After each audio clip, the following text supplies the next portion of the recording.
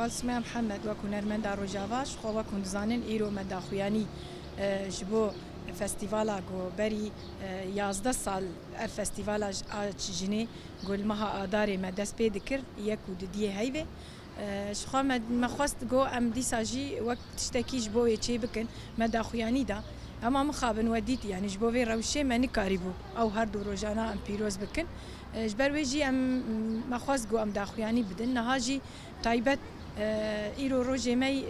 جنانه جیه که می حیا حشت آداری ام بیجن شخواد ورد جی ام کیف خوشیا خوشی تین سر زمان جبروی امی وک حشت آداری پیروز بکن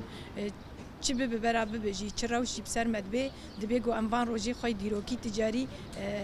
جبر امبری دجمن تجاری نسکنینن جبروی جی ما وک هالوزدا وەکو نەرمەند وەک سترانبێژ وەک تەڤگەرێ مەی ژنا ئێگوتنەها ڕۆژاوای کوردستانێدا مەخواست ئەم vê ڕۆژا خوا بکن وشخوا jî hûn dizanin yanî wê li sê ciya bê pîrozkirin li qamişlo hesekê dêrikê û em bangewaziya me li tevayî jîna got tevlî vê heştê adarê bimin ji ber rastî heştê adarê rojeke cîhanî ye gerek herkes jin vê rojê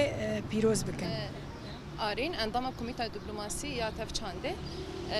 وک ایرو گرک دبکو فستیوال یازدمین یا دست بکرنا چالاکین حشد آداره چالاکین آداره دست بکره لی مخابن افداخیانی آداین جبوکو روشا گشتی یا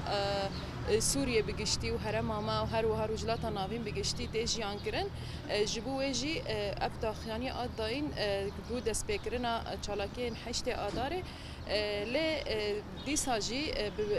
رغمی کو ما نکاری به فستیوال و سالل دار بخسته چالاکی می دست پی بکن برح برخدانیا کو ایرو لروجاوات دمشاندن و تایبت برخدانیا جن لشيخ مقصود هاتیه لحمو دورن کردا هاتیه مشاندن ام وک تفچانجی و وک جنین کو لروجاوا ام پیشنگتیا و چالاکیانا برح و برخدانیه بکن